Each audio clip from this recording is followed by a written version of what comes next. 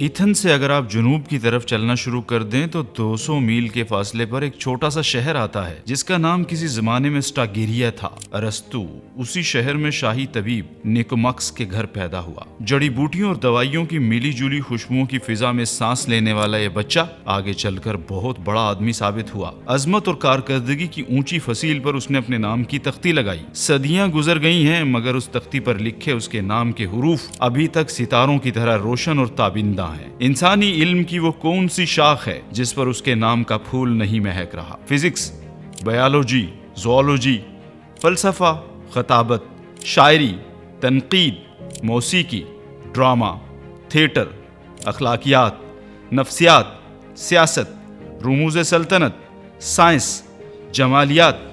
غرض چمن میں ہر طرف بکھری ہوئی ہے داستان اس کی۔ 3 چراغ ایک دوسرے سے روشنی لے کر روشن ہوئے اور اب تک روشن ہیں۔ سقراط افلاطون کا استاد تھا۔ افلاطون نے یہی علم سقراط سے لے کر ارسطو کو دیا اور پھر تینوں نے یہ علم انسانی نسلوں کو منتقل کر دیا۔ ان کا فیض قیامت تک آنے والی نسلوں میں جاری رہے گا۔ ارسطو کا باپ مقدونیہ کے بادشاہ ایمنٹس کے دربار سے منسلک تھا۔ ایمنٹس فلپ کا باپ اور سکندر اعظم کا دادا تھا۔ ارسطو کی پرورش بڑے شاندار انداز میں ہوئی۔ 18 سال کی عمر میں اسے ایتھنز میں افلاطون کی اکیڈمی میں پڑھنے کے لیے بھیجا گیا۔ افلاطون کی تربیت نے اس کی زندگی بدل کے رکھ دی۔ ارسطو بہت ذہین تھا۔ افلاطون اسے اپنی اکیڈمی کا موتی کہا کرتا تھا۔ ارسطو کو اپنے استاد کے چند نظریات سے اختلاف بھی تھا جس کا وہ دبے دبے الفاظ میں کبھی کبھی اظہار بھی کیا کرتا تھا۔ افلاطون ہنس کر ٹال دیتا تھا۔ افلاطون کا ایک فقرہ تو ایتھنز کی گلیوں میں بہت مشہور ہوا تھا۔ ارسطو وہ بچڑا ہے جو ماں کا سارا دودھ پی کر ماں کو دولتیاں مار رہا ہے۔ واقعہ یوں ہے کہ افلاطون سے ایک بار ایک طالب علم نے ارسطو کی شکایت کی اور کہا کہ ارسطو اس کے کچھ نظریات کا مذاق اڑاتا ہے اور سر عام کہتا ہے افلاطون کے مرنے سے فلسفہ مر نہیں جائے گا۔ افلاطون نے شاگرد کی بات سن کر کہا لگایا اور کہا اس میں حیرانی کی کوئی بات نہیں۔ دراصل ارسطو وہ بچڑا ہے جو ماں کا سارا دودھ پی کر ماں کو دولتیاں مار رہا ہے۔ ارسطو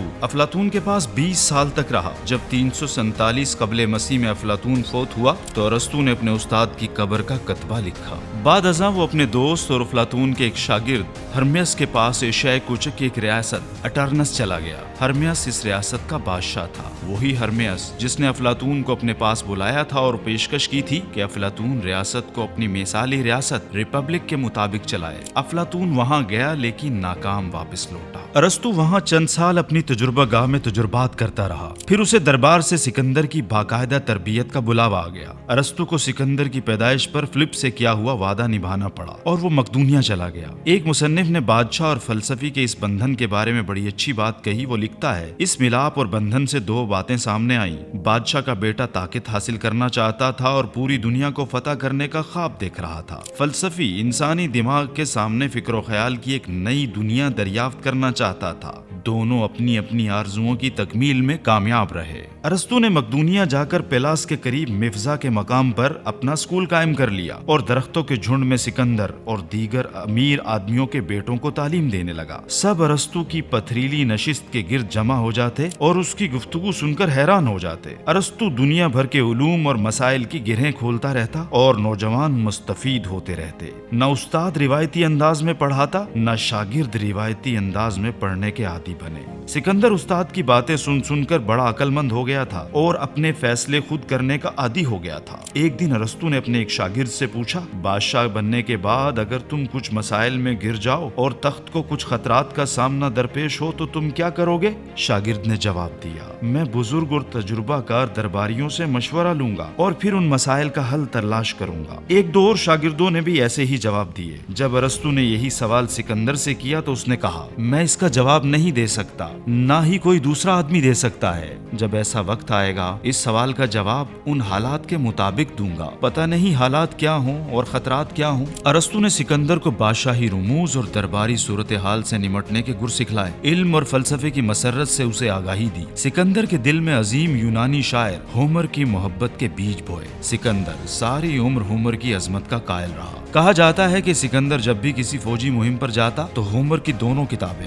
ایلیڈ اور اوڈیسی اپنے ساتھ رکھتا اور اپنی فوجوں کو میدان جنگ میں اسی طرح ترتیب دیتا تھا جس طرح ہومر نے یونانی فوجوں کو ٹرائے کی جنگ میں دکھایا تھا۔ سکندر کے والد فلپ نے ارسطو کی بہت عزت کی۔ اسٹاگیریا کا شہر जो किसी पुराने बादशाह ने हमला करके बर्बाद कर दिया था, असर नो तामीर करवाया और वहाँ के लोगों को इज्जत और खुशहाली की बेबहा दौलत बख्शी। सिकंदर जब सिकंदर आजम बन गया तब भी अरस्तु के एहतराम में कोई फर्क न आने दिया। वो अक्सर कहा करता था, मेरे बाप ने मुझे जिंदगी दी है, लेकिन अरस्तु ने मुझे इस जिंदगी को अच्छा और बेहतर बनाने का फन सिखलाया है। अरस्तु जब अपनी 40 मील लंबी तजुर्बा गाह में जानवरों, मवेशियों, परिंदों, मछलियों और वहशी जानवरों की आदात और खसाइल पर तजुर्बे कर रहा था तो सिकंदर ने 2000 आदमियों को अरस्तु की हिफाजत में दे दिया था ताकि वो अरस्तु का हाथ बटला सकें। सिकंदर ने अरस्तु को बेपनाह दौलत और कीमती तहाइफ से नवाजा। जिस मुल्क को फतह किया वहाँ के नायाब और कीमती मुसव्वदे और किताबें इकट्ठी करके अरस्तु की खिदमत में पेश की,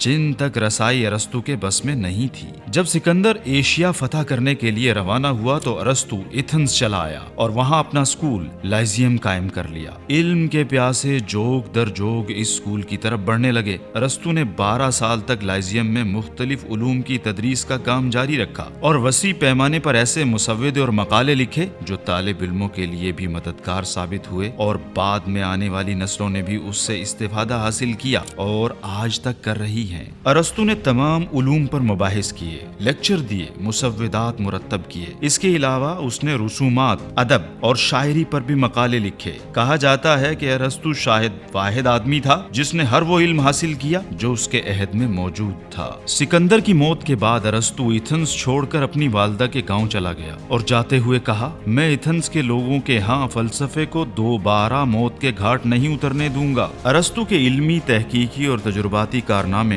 काबिल रश्क हैं। अरस्तु ने 147 तहकीकी मकाले, रिसाले या किताबें लिखी, जिनमें से सिर्फ 47 अब तक लाइब्रेरियों में महफूज हैं। यूं तो अरस्तु का हर मकाला उसकी तहकीकी कारकर्दगी की एक आला मिसाल है, मगर topics, metaphysics, on the soul, ऑर्गनन बड़ी अहमियत के हामिल हैं, जिनमें मंतक, बायोलॉजी और नफ्सियात के बारे में उसके ख्यालात से ज़माना अब तक मुस्तफीज हो रहा है। उसका रिसाला पोएटिक्स दुनिया अदब में तनकीद की पहली किताब साबित हुई। जदीद ज़माने की तनकीद अब तक उसी के गिर्द घूम रही है। मशहूर अंग्रेजी दानिश्वर जॉन ड्राइडन ने अरस्तु की अजमत को एक फिक्रे में यूं कलमबंद किया है, he made his torch universal light. अरस्तु ने अपने अहद में मौजूद तमाम उलूम पर कामिलियत हासिल की। वो अपने अहद का सबसे ज्यादा पढ़ा लिखा आदमी था। पूरे एथेंस में सबसे बड़ी लाइब्रेरी ड्रामा निगार यूरिपिडेस की थी। दूसरी बड़ी लाइब्रेरी अरस्तु की थी। अरस्तु की इल्मी काबिलियत, जहानत, तहकीक, दानिश और फलसफियाना सलाहियत, साइंसी, नफ्सियाती, इमरानी, तारीख, तनकीदी ताकत को हर अहद के इंसान ने तस्लीम किया और रहनुमाई हासिल की। कोलरिज ने ठीक ही कहा था, किसी भी अहद का इंसान अफलातून और अरस्तु के असर से नहीं बच सकता।